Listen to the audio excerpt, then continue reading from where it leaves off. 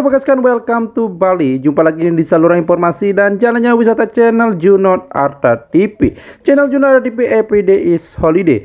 Today hari ini channel Junot Arta TV akan berbagi informasi dan juga mengajak Sobat Gaskan bervirtual tour ke kawasan wisata malam paling populer di Bali, yaitu Legian Bali. Dan sekarang kita sudah berada tepat di depan dari Monumen Bom Bali.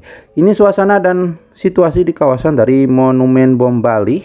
Dan pada hari ini penjagaan di kawasan Legian juga cukup diperketat Sobat Gaskan, karena kemarin belakangan hari kemarin itu di kawasan Legian dan Kuta itu sering terjadi penjamretan dan juga banyak ojek-ojek ilegal yang biasanya mangkal di sini, yang katanya Gojek tapi ya ada juga copet dan sebagainya yang sering meresahkan juga wisatawan-wisatawan mancanegara yang sedang berkunjung ke kawasan dari Jalan Legian ini. Jadi malam ini itu di kawasan Jalan Legian terlihat beberapa aparat dan juga terlihat beberapa pecalang Desa Adat Legian itu sedang berjaga dan sedang memantau situasi dan kondisi kawasan dari Jalan Legian ini. Oke, sebelah kanan ini adalah salah satu kafe baru yang sudah buka dari bulan-bulan lalu Sobat Gaskan, ataupun namanya Station. Ini sudah buka Sobat Gaskan dan terlihat suasana di malam hari ini lumayan ramai pengunjung di kawasan dari salah satu restoran ataupun kafe Station ini. Oke, jadi untuk kawasan Jalan Legian sendiri, untuk kawasan VIP sekarang itu sudah dibongkar ataupun mengalami renovasi. Menurut informasi mengalami renovasi ataupun berganti nama dan manajemen Sobat Gaskan yang ada di sebelah kanan kita. Jadi ini suasananya di kawasan dari Jalan Legian di malam hari ini.